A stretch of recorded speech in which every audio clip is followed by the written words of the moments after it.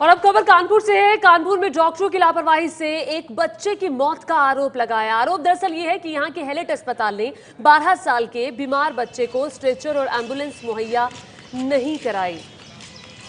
ये देखिए, पिता खुद बच्चे को लेकर, जब एम्बुलेंस मुहैया नहीं कराई गई तो ये पिता बच्चे को लेकर कंधे पर दूसरे अस्पताल की तरफ रुख कर रहा है और इसी वजह से इस बच्चे की मौत हो गई। दरअसल 12 साल के बच्चे का जो नाम है वो अंश है। ये अंश है जो पिता के कंधे पर है। उसे तेज बुखार, दस्त की शिकायत थी। उसके पिता उसे हेलेट अस्पताल लेकर पहुंचे, लेकिन चेकअप के बाद हेलेट अस्पताल ने बच्चे को किसी प्राइवेट अस्पताल के लिए रेफर कर दिया। पिता का आरोप यह है कि बार बार मदद मांगने के बाद भी अस्पताल ने बच्चे को ले जाने के लिए स्ट्रेचर नहीं दिया, एम्बुलेंस मुहैया नहीं कराई।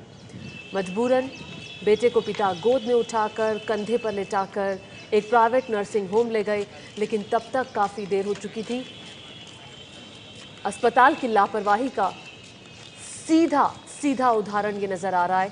अस्पताल ने ना एम्बुलेंस दी, उसके बाद एक बेबस पिता क्या करता।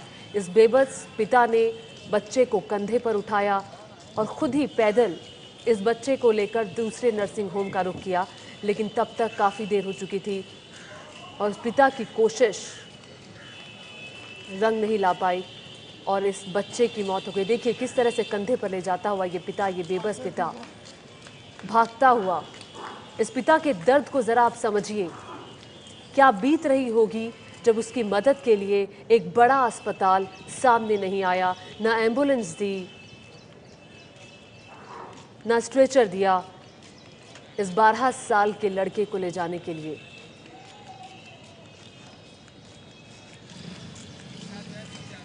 देखिए जरा, अस्पताल के लोग अभी कुछ भी बोलने को तैयार नहीं है। जब उनसे पूछा गया कि आखिर क्यों एक पेशेंट को, क्यों एक मरीज को ले जाने के लिए दूसरे अस्पताल आपने एम्बुलेंस नहीं दी, स्ट्रेचर नहीं दिया, अस्पताल प्रशासन अभी चुप्पी साधे है। लेकिन सवाल ज़रूर खड़े होते हैं कि क्या यही है अस्पताल के काम करने का तरीका।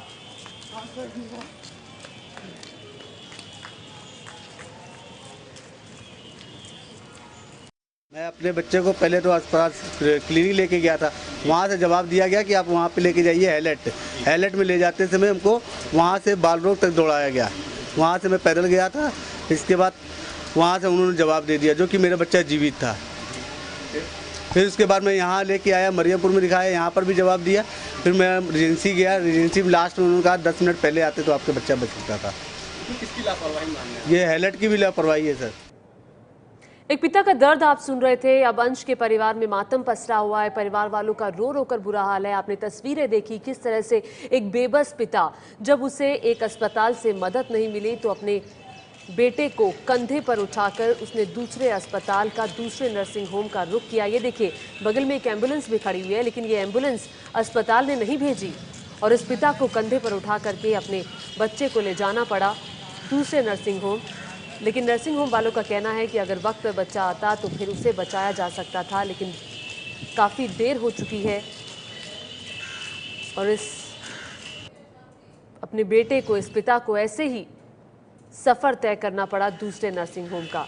परिवार ने हेलेट अस्पताल पर आरोप लगाए हैं। वहीं हेलेट अस्पताल प्रशासन पूरे मामले पर चुप्पी साधे हुए है। अभी तक अस्पताल का रुख इस पर सामने नहीं आया। बार बार कोशिश की जा रही है उनसे संपर्क करने की। डॉक्टरों की लापरवाही से बच्चे की मौत। डॉक्टरों को खुदा कहा जाता है, भगवान कहा जाता है, लेकिन भगवान क्या ऐसा होता है, ये सवाल आज उठ रहा है। क्या डॉक्टर ऐसे होते हैं?